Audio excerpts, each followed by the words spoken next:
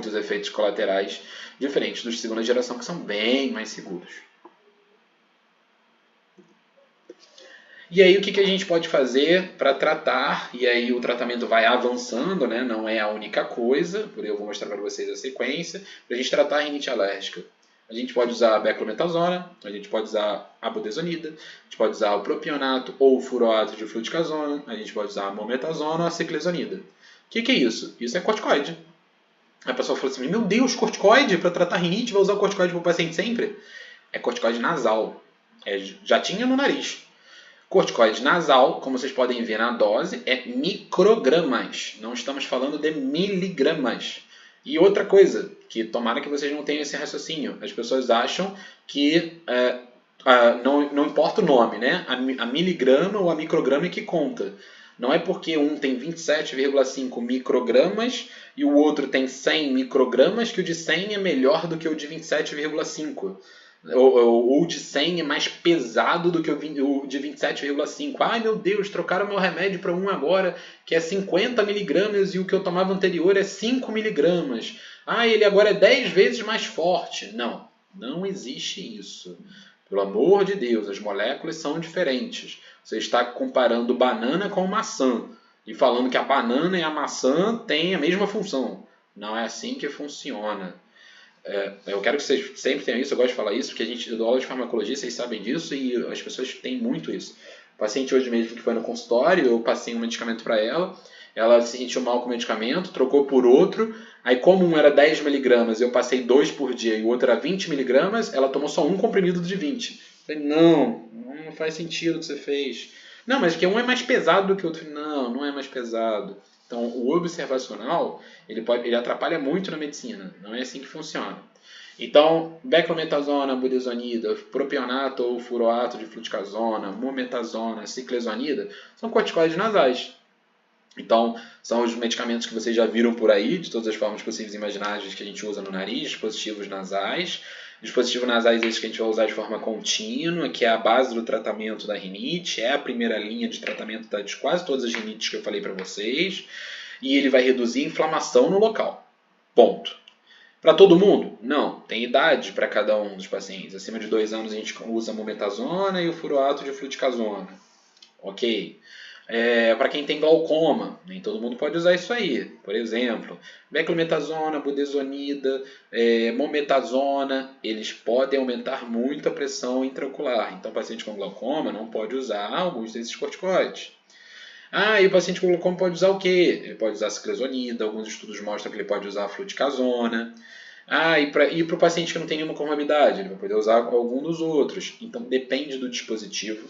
Depende da resposta do paciente, depende das comorbidades que o paciente tem e depende de qual corticoide você vai usar. Corticoide a gente tem vários, depende então de qual que vai ser o melhor para cada paciente. Mas o que a gente fala então? Corticoide nasal é a base do tratamento da rinite, principalmente da rinite alérgica.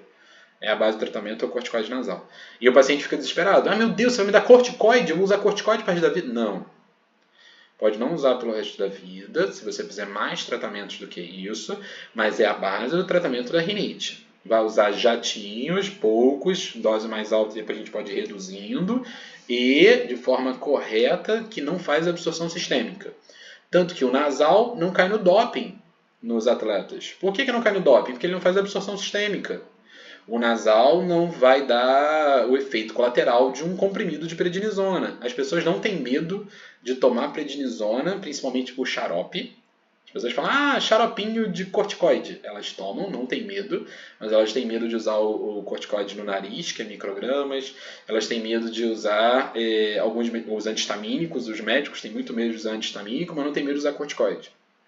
Então, cuidado com isso. Então, para quem tinha perguntado, acho que foi a Tayane, a medicação de primeira linha na rinite alérgica e em boa parte das rinites é o corticoide nasal. O corticoide nasal é que vai reduzir a inflamação na mucosa do paciente.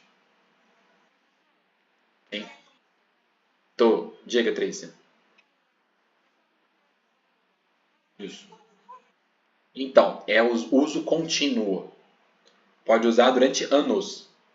No plural. Não vai ter uma contraindicação de você usar por anos. Entretanto, tem que usar por anos de forma como foi prescrito de forma correta. Por exemplo, se o paciente começar usando, vamos dizer, estou dando um exemplo, né, 4 jatos por dia, né, em cada lado do nariz, 5 jatos, tá bom, tudo bem. Ele teve melhora dos sintomas, vai se reduzir a quantidade de jatos para poder ele usar a menor quantidade possível de corticoide nasal. Porque mesmo sendo bem seguro, fazendo efeito só no local, é medicamento. Então a gente pode ter efeitos colaterais, principalmente, como eu falei, o aumento da pressão intraocular. Então a gente pode usar a longo prazo o corticoide nasal, mas sendo bem avaliado e reduzido sempre que possível a dose. Entendeu? É muito não. Então, aí passou 2 jatos por dia durante 2 meses. Tem que ser reavaliado quando acabar esses 2 meses. Não vai passar durante 2 meses e pronto, minha rinite está curada. Não é assim que funciona. Entendeu? E aí vai reavaliar. Ah, reavaliou. Ah, não melhorou. Pode aumentar. Não, melhorou. Pô, reduz. Ah, tem mais coisa para fazer. Associa outro medicamento. Faz a imunoterapia que eu vou explicar para vocês agora. Faz outra. Entendeu? Você vai ajeitando até você conseguir alcançar aquela dose que seja melhor para o paciente. Você conseguir reduzir a longo prazo. Isso que é importante. Nada. Mas vocês, como generalista, podem começar um tratamento desse e já encaminhar o paciente para o especialista? Com toda certeza. Você começa o jato no nariz e encaminha. Mas o paciente acredita, às vezes, né, nós acreditamos, vou usar um jato de cada lado e pronto, está resolvido minha rinite para sempre. Não é assim que funciona. E outra, a forma de usar já influencia. Como que usa esses jatos? Né? Eles têm aquele spray. O mais interessante é que o paciente não sabe como colocar no nariz. E o pessoal fala, como assim colocar no nariz? É igual ao hidratante. Hidratante tem a maneira de passar na pele. Não é só passar. Isso é muito engraçado. Não sei quem usa aqui. Eu uso corticoide nasal diariamente. Você tem que colocar nos cornetos. Para as laterais. Você não pode virar na direção do septo o corticoide nasal. Se você virar na direção do septo, você vai fazer lesão no septo. Então é na direção dos cornetos. Você bota na direção dos cornetos e bota o spray na direção dos cornetos. O hidratante, como eu acabei de falar, tem que passar água no corpo antes de passar o hidratante. Se você passar só o hidratante, você está passando gordura em cima da pele, de qualquer jeito. A água que você passa primeiro para passar o hidratante depois é ela que vai ficar ali hidratando a sua pele com a gordura por cima para ela poder não evaporar. Porque a gente não absorve a água, então ela vai ficar ali durante muito tempo hidratando a sua pele. Então, lembrar disso, corticoide nasal se coloca na direção dos cornetos, não se coloca na direção do septo nasal. E não precisa virar a cabeça para trás, igual as pessoas fazem. O nariz é reto, o nariz ele não é oblíquo. Ok? Todo mundo entendeu isso? E isso é um diferencial que muita gente não explica. Então vamos lá, fazer uma sequenciazinha de organograma. O paciente chegou para você, aí ele tem rinite intermitente, por exemplo. Né? Ela é sazonal, ela vai e volta, vai e volta. Você achou que é leve? Tá bom, anti-histamínico oral, anti-histamínico nasal, um antileucotrieno, só se ele precisar. Beleza, então é só se ele precisar. Ah, usa uma vez no mês. Tá bom, tranquilo, faz anti-histamínico oral. Ah não, o sazonal dele é importante, é moderado para grave. Ele vai ter que controlar o ambiente, ele pode fazer corticoide nasal, anti-histamínico nasal, antileucotrieno. Você revê ele com 2 a 4 semanas, e eu gosto sempre de rever com 4 semanas, porque a gente sabe que os corticoides nasais demoram em torno de 15 a 20 dias para começar a fazer efeito. Isso é engraçado também, o paciente acha que ele vai usar a budesonida só quando ele entrar em crise, que ele não vai usar ela de forma recorrente, ele só usa quando ele tem sintoma. E acha que melhora. Não, o corticoide nasal não faz o efeito igual a nafasolina, igual o vasoconstrictor nasal. Ele trata a inflamação. E aí, se falhar, você busca entender se o paciente falhou, pode aumentar ou melhorar o tratamento, e você sempre revê se o diagnóstico está correto, se realmente tem cara de rinite, se é rinite alérgica, né? Tem que saber se ele tem IgE específica positivo, tem que fazer o prick test. Inclusive, na Liga, a gente ainda vai ter a prática esse ano do prick. Né? Tem que ver a data já, quando o dia que a gente vai fazer a prática do prick test, de pingar as gotinhas e furar os braços. Persistente, se a rinite for persistente, a gente vai fazer o leve, ele é basicamente da mesma forma que O intermitente, a gente sempre vai reavaliando, avalia a cada 4 semanas, pode fazer corticoide nasal, associado a antihistamínico oral, e a gente vai vendo a evolução do paciente. Já o paciente moderado, esse é que fica muito com o especialista, ficando muito com o alergista. Os otorrinos acabam também encaminhando esse paciente para a gente, caso ele não melhore dentro desses sintomas aqui. Então ele vai fazer corticoide nasal, vai fazer o antihistamínico oral associado ao corticoide nasal. Eu faço bastante antihistamínico oral por um período com o paciente, junto com o corticoide nasal. Depois a gente tira o antihistamínico, deixa o antihistamínico só SOS, para a gente poder ir ajeitando. Pode fazer antileucotrieno, tem o Montelukast, né, no mercado, e faz o antileucotrieno junto com o antihistamínico oral para poder tentar melhorar aquele sintoma e a secreção nasal. Faz o corticoide nasal. O paciente é revisto dentro de 4 semanas, melhorou, a gente vai reduzindo o tratamento, falhou, tem que rever de novo o diagnóstico, então falha, sempre reveja um diagnóstico. E curso curto, olha aqui, ó, curso curto de descongestionante se necessário, ou corticoide oral se necessário, mas é curso curto, não é constante. O que as pessoas fazem? Uso constante. Se vocês pararem para ver, não tem descongestionante local escrito aí para vocês ficarem usando de forma recorrente, e o descongestionante oral e o corticoide oral está ali escrito, ó, só se precisar em curso curto, medicação de resgate, está aqui embaixo, ó, medicação de resgate, antihistamínico oral, antihistamínico com descongestionante ou corticoide oral, ele é só resgate. O que acontece? As pessoas acham que o resgate é para tomar todo dia, entendeu? E aí no final disso tudo, o que você pode fazer é encaminhar para o especialista. E aí encaminha para o especialista para poder fazer a imunoterapia. E a imunoterapia específica é a famosa vacina para alergia que as pessoas falam. Então já fez todo o tratamento, não evoluiu, a imunoterapia ela é a consequência. Então a imunoterapia ela só vai ser feita se o paciente tiver vontade, se ele quiser, mesmo que ele esteja, às vezes, fazendo o tratamento e estando controlado, ou se ele não estiver sendo controlado, aí vai ter indicação precisa. Então, para vocês entenderem, de cada 10 pessoas que têm rinite alérgica, 3, 4 vão realmente precisar de imunoterapia. Tá? Não é todo mundo que precisa de imunoterapia. Tá bom? O que acontece é que às vezes as pessoas acham que a vacina bem entre aspas, tá? Porque o nome é imunoterapia. A imunoterapia para aeroalérgena específica, ou bem entre aspas, vacina para alergia, ela é o grande salvador, todo mundo tem que fazer. Não. Ela é a única coisa que realmente muda a história natural da doença. Ela é a única coisa que vai fazer você reduzir consideravelmente o uso de medicamento. Ela é a única coisa que vai te deixar possivelmente bem durante anos, 10, 15 anos. É muito boa a imunoterapia, mas nem todo mundo precisa.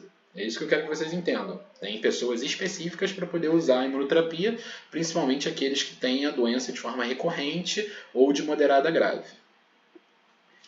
E aí, como que funciona a imunoterapia? Eu gosto de falar de imunoterapia nessa parte, que as pessoas perguntam para mim, aquela vacina para alergia funciona mesmo?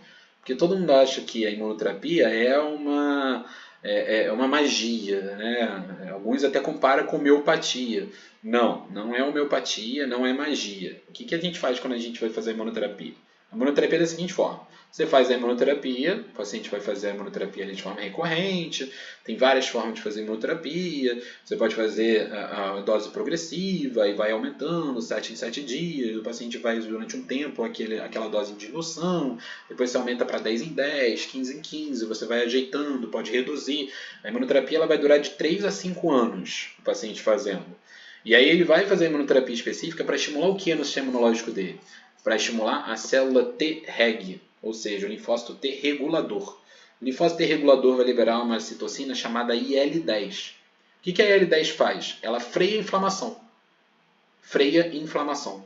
Então, se você tem uma inflamação crônica, você vai estimular o Treg a frear a inflamação. De que forma? Se o paciente está recebendo o tempo inteiro aquilo que ele tem alergia ali, ele vai acabar freando a inflamação dele. Ele freia a inflamação, bloqueia o TH2, bloqueando o TH2, bloqueia toda a inflamação relacionada à rinite alérgica. E aí o paciente sai de TH2 e vira mais TH1. Então a IL-10 vai acabar bloqueando toda a inflamação alérgica, bloqueando também o linfócito B produtor de IgE, e aí muitas das vezes a IgE do paciente cai, a produção dessa IgE dele, e também o linfócito B vai começar a produzir IgG4. O que a IgG4 faz? Ela bloqueia a IgE. Então, o paciente começa a produzir IgG4 que vai bloquear a IgE da alergia que aquele paciente tem. Então, a gente acaba administrando no paciente o alérgeno específico que aquele paciente tem alergia, para poder estimular o linfócito regulador dele a liberar IL-10, reduzir a resposta TH2 e produzir IgG4 para essa IgG4, essa outra imunoglobulina, bloquear a IgE. Então, quem teve aula lá no início de imunobásica aqui na Liga, quem já teve aula de imunobásica em algum momento comigo, lembra que eu já expliquei que os anticorpos eles têm efeito também de neutralização. Então, quando você faz a imunoterapia específica, você faz uma IgG4 para bloquear uma IgE, e aí, bloqueando a IgE, o paciente não vai ter o estímulo do mastócito. Não estimulando o mastócito, não vai liberar histamina, não liberando histamina, ele não vai ter sintoma. E aí o nariz dele vai melhorar, a asma dele vai melhorar, a dermatite atópica dele vai melhorar. Então a imunoterapia ela serve como um efeito anti-inflamatório a longo prazo. Então você vai estimular o seu próprio sistema imunológico a te ajudar a fazer um processo anti-inflamatório. Ok, gente? Fala, Naju.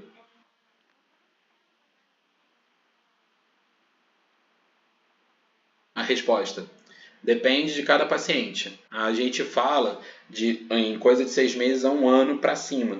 Mas tem paciente que às vezes no primeiro frasco ele já está melhorando. Por incrível que pareça. O paciente, às vezes, no primeiro frasco super diluído da imunoterapia, ele já está se sentindo bem. E eu, particularmente, comecei a me sentir bem muito rápido com a imunoterapia que eu comecei a fazer em mim. Eu já tenho quase 3 anos que eu faço imunoterapia. E os pacientes falam isso. É muito, muito comum. O paciente começa a melhorar muito rápido. Já alguns pacientes demoram. Os pacientes vão demorar 2, 3 anos para começar a ter alguma melhora considerável sem ser relacionado ao uso do medicamento. Mas a imunoterapia funciona e funciona muito bem funcionado e deixa o paciente bem. Às vezes o paciente faz a imunoterapia na infância, ali em torno dos 7, 8 anos, ele fica bem até os 20, 22, 23 anos de idade. Ele fica 15 anos bem, 10 anos bem. Aí ele pode refazer a imunoterapia já na idade adulta. Aí ele vai ficar bem até os 35, 40 anos. Aí ele pode refazer de novo a imunoterapia. Ele vai ficar bem até os 60, 70 anos. Tem paciente que a imunoterapia já tem mais de 100 anos, né, de existência, que ela é utilizada. Pra vocês terem ideia, a imunoterapia já era feita antes de conhecer a IgE. A IgE foi descoberta entre os anos 68 e 69 e a gente já fazia imunoterapia específica antes de conhecer que a IgE existia. Então, ela é bem segura e deixa o paciente bem durante, às vezes, uma década ou mais de uma década. Eu, diz. Aham.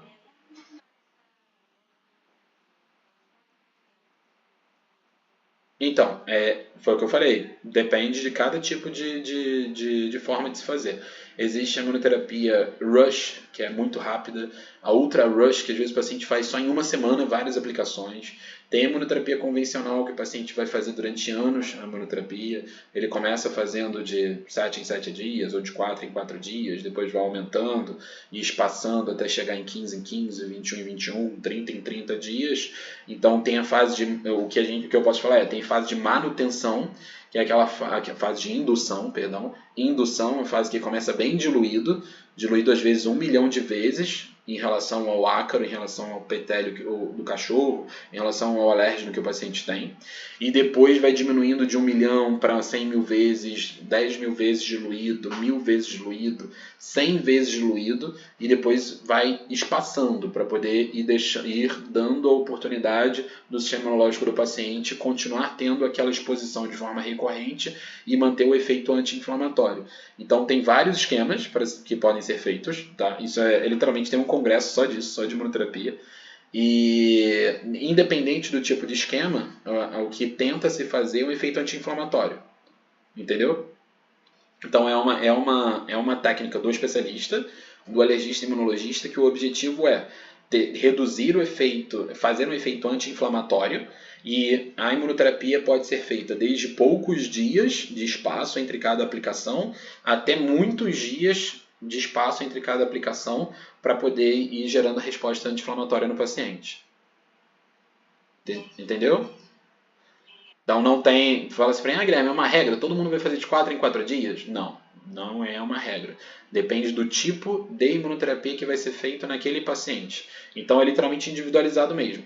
Cada paciente vai ter um tipo de imunoterapia que vai ser destinado para ele. Se vai ser de 4 em 4, ou de 7 em 7, ou de 10 em 10. Então o que é padrão entre todos é a indução, vai aumentando progressivamente a exposição ao alérgeno que o paciente tem alergia e depois vai espaçando e dando distância entre as aplicações. Certo? Fala.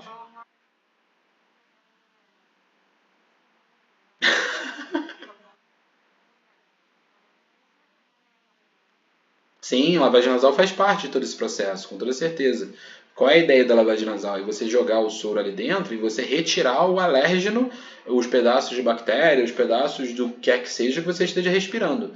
Então, a lavagem nasal faz parte de todo esse processo. A gente pede para o paciente lavar em média de 1 a 3 vezes por dia.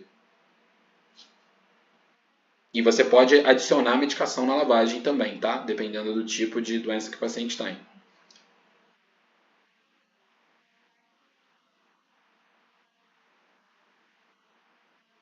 Sim, e aí a ideia é que a gente vai reduzindo o corticoide nasal conforme a imunoterapia for melhorando. Que ele está melhorando? Porque normalmente o paciente só vai fazer a imunoterapia se ele não tiver respondido ao corticoide nasal. Ou se ele quiser fazer para poder ele ir melhorando. É literalmente joinha. Você atende o paciente, por isso que toda a imunoterapia tem que ser feita sob supervisão. O paciente vai aplicando, ele volta no consultório e vai aplicando e aplicando junto com você. E você está ali supervisionando o tempo inteiro. Não é um tratamento assim, tu entrega o frasco e não vê o paciente durante 10 anos. Quer dizer, o paciente compra o frasco e não te vê durante 20 anos. Não é assim que funciona, não. Eu sei que vocês já devem ter visto isso por aí, mas isso não é o certo. O certo é ser muito próximo do paciente durante todo o processo de imunoterapia. Porque o que acontece é que muita gente acha que você vende a imunoterapia. Não. A imunoterapia, quem vai produzir ela é o laboratório.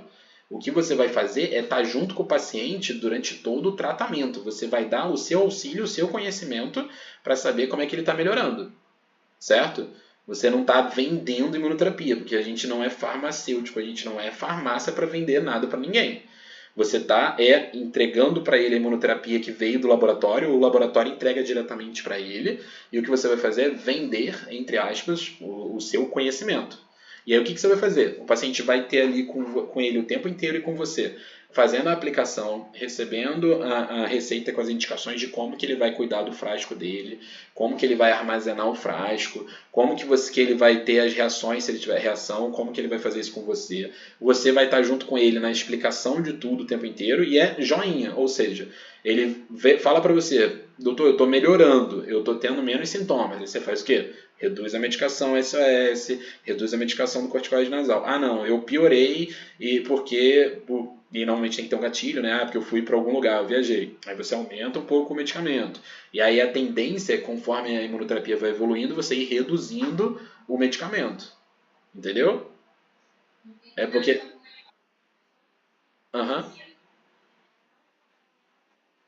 Não, não, tem que lavar. Não, tem que lavar. Esse é o problema. As pessoas às vezes acham que, como a imunoterapia, isso é para vocês entenderem na vida. Nenhum tratamento que vai avançando numa linha deixa a linha anterior não sendo feita. Imunobiológico, por exemplo. Imunobiológico eu já dei aula para vocês algumas vezes. Paciente que faz imunobiológico para dermatite atópica, ele vai deixar de passar o hidratante na pele? Ele não pode deixar de passar o hidratante na pele porque ele está fazendo um medicamento de 10 mil reais. Não é assim que funciona. Ah, o paciente que faz imunobiológico para asma, ele vai deixar de usar então o corticoide inalatório dele de todos os dias? Não vai. Não é assim que funciona. É medicação concomitante. Você vai somando coisas para poder ir melhorando a vida do paciente. O que acontece é que as pessoas acham que já que elas estão fazendo imunoterapia, ela pode parar tudo. Ela para de cuidar do ambiente da casa dela, ela para de botar o corticoide no nariz, ela para de usar o antihistamínico, ela para de fazer tudo, ela só faz a imunoterapia. Aí ainda vira para você e fala assim, ah, mas então do que adianta a imunoterapia? Adianta porque ela é um tratamento concomitante. Você tem que ir fazendo e depois reduzindo paulatinamente, junto com o médico, os outros tratamentos para você tentar ficar da menor maneira possível, para o tratamento ser o menos incômodo na sua vida possível. Entendeu? Todo mundo entendeu?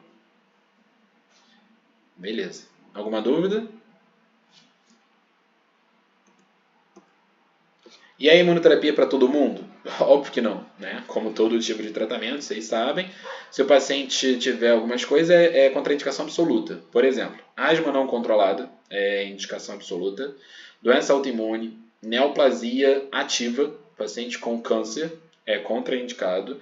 Paciente grávida a gente não vai fazer, não vai começar a imunoterapia. A imunoterapia pode continuar se a grávida já estava fazendo antes. E a gente normalmente tenta não avançar no tratamento. Né? Ela já estava fazendo antes. Ela quer continuar. Você vai conversar junto com o paciente, né? Óbvio, sempre. E você não avança no tratamento, não avança na concentração da imunoterapia, mas ela pode continuar durante a gravidez. Mas a grávida a gente tenta evitar e não começa. Você não começa nunca tratamento imunológico, que é um tratamento imunológico, eu vou estimular o sistema imunológico do paciente durante a gravidez. Criança abaixo de 2 anos, contraindicação absoluta, e paciente com HIV. Paciente com HIV, AIDS, né? Ter o HIV com a doença. Né? Não é só ter o HIV, é ter o HIV com a doença AIDS. E por que esses pacientes não podem? Porque eu posso, estimulando o sistema imunológico deles, eu posso piorar qualquer condição deles. Contraindicação relativa. Asma parcialmente controlada, tá? Então, se o paciente tiver uma asma bem leve, parcialmente controlada, a gente pensa se vai fazer ou não. Doença autoimune em remissão, ou seja, já teve lúpus ou tem lúpus e está tratado, não está piorando, a gente pensa se vai fazer. Beta-bloqueador, a gente chama contraindicação relativa, tem que tomar muito cuidado. Por que o beta-bloqueador? Porque se durante a imunoterapia o paciente fizer uma anafilaxia à imunoterapia, então a imunoterapia não é totalmente segura, o paciente pode ter uma anafilaxia, por isso que não é para entregar, para ele pegar, ou você entregar, ou ele chegar e buscar em algum lugar. Tem muito paciente que faz isso, né? O paciente vai, compra a imunoterapia sozinho, ele acha um laboratório, compra a imunoterapia sozinho, e ele faz em casa, sem ninguém falar para ele como é que tem que fazer, de qualquer jeito. E aí ele pode fazer uma anafilaxia. A imunoterapia pode acontecer uma anafilaxia. Por isso que tem que ser aplicado sob supervisão, tem que ter toda uma instrução, tem que ter toda uma coisa de explicar para o paciente como é que ele vai fazer. Você vai aplicar a imunoterapia nele também, ele pode aplicar num local que tenha um médico, numa clínica da família, por exemplo. Tem que ter toda uma ideia de segurança.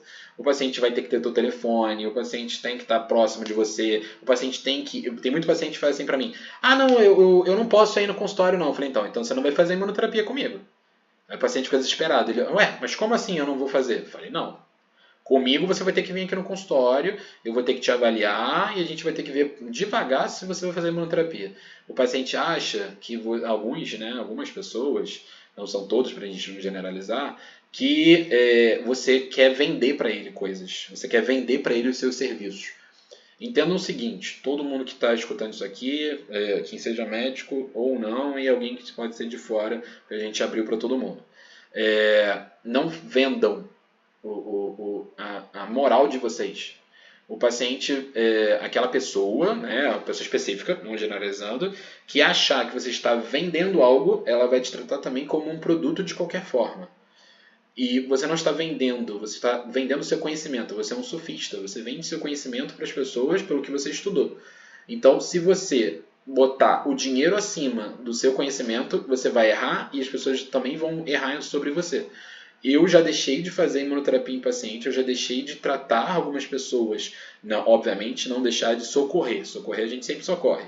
Mas já falei para paciente que eu não ia fazer determinado tratamento com ele porque o paciente falou para mim que não importa, porque eu não quero ir, porque eu não quero ir voltar no consultório, porque me dá que eu faço em casa. Não é assim que funciona. Não é assim que funciona. Se você abrir brecha, você der um jeitinho, você achar que não tem problema nenhum, não vai dar probleminha nenhum. Vai dar problema e quando der problema, você vai lá no Homem da Capa Preta, você vai ficar moralmente alterado e o povo vai ter razão de falar que você errou. E aí eu vou falar que você errou. porque a gente tem que ter moral em relação a isso. Já teve paciente que falou para mim que eu posso comprar a imunoterapia e aparecer aqui para você aplicar em mim e depois eu não venho mais. Eu falei, não, então você não vai fazer a imunoterapia, você não vai tratar comigo. E o paciente às vezes trata com 5, 6 pessoas ao mesmo tempo e também quer tratar com você. Não, tem que decidir com quem que vai tratar. A gente não pode ser imoral e antiético. Lembrem disso, por favor. Se vocês saírem dessa linha, uma hora vai dar problema. E nessa hora que der problema, vocês vão ficar arrependidos e vão lembrar disso, que não era para ter saído da linha nesse sentido. Então, o uso de beta-bloqueador. O paciente pode estar usando o beta-bloqueador e fazendo imunoterapia. Se ele fizer uma anafilaxia, não vai dar para reverter muito bem a anafilaxia. Quem já teve aula de anafilaxia comigo, a gente já teve aula de anafilaxia aqui na Liga. Usar o beta-bloqueador pode atrapalhar na resposta da adrenalina. E aí teria que usar glucagon, nem em todo lugar tem glucagon. O paciente pode acabar passando mal e morrendo fazendo a imunoterapia. Doença cardiovascular grave, contraindicação relativa também, você vai pensar. Criança de 2 a 5 anos é contraindicação relativa também. Eu não faço em criança abaixo de 5 anos, imunoterapia, porque a criança não vai saber entender também por que ela está tomando furada toda semana. E ela vai ficar super chateada, vai virar um trauma na vida da criança. Também não faço. Só vou fazer se for absurdamente necessário e a criança não está conseguindo viver, porque a rinite dela é muito grave. Aí a gente pensa. Infecção por HIV com CD4 um pouco mais alto do que 200, a gente tem que pensar também. Eu particularmente não gosto de fazer. O paciente tem que estar bem, com HIV super controlado, com CD4 alto. Pensa só, pensem comigo. Rinite, asma. Só se a asma dele estiver matando ele. E asma não controlada, eu não vou fazer imunoterapia. Então o que você prefere? Tratar o HIV ou fazer imunoterapia? Você tratar o HIV dele primeiro. Doença psiquiátrica, paciente com doença psiquiátrica. Porque eu quero muito que meu filho faça. Coitado, o paciente às vezes nem sabe, nem tem consciência da vida dele e alguém quer ficar furando ele toda semana. Olha que trauma para o paciente. Também contraindicação relativa e eu não faço também. Infecção crônica, cuidado, qualquer infecção crônica, imunodeficiência e usar imunossupressor. Se tu vai estimular o sistema imunológico do paciente, você vai fazer num paciente que usa imunossupressor? Não faz sentido, né? Então também cuidado com isso se vocês forem indicar, alguém ficou especialista um dia, alergista imunologista, e foi indicar. Então essas contraindicações eu levo muito a sério e deve ser levado muito a sério também no dia a dia. Então, queria agradecer pela oportunidade de falar desse tema super interessante, que algumas pessoas menosprezam muito. Com certeza vocês já devem ter visto algum colega médico ou não médico menosprezando a rinite. As pessoas acham que é só tomar não sei o que, só fazer não sei o que e está tudo resolvido. Mas vocês viram que é bem complexo. A gente está 1h40 aqui falando e é bastante coisa. E eu não falei nem, sei lá, acho que 10% do que realmente são as rinites. Então eu queria agradecer ao pessoal da Liga novamente, a diretoria. Vou parar de compartilhar aqui para a gente poder conversar.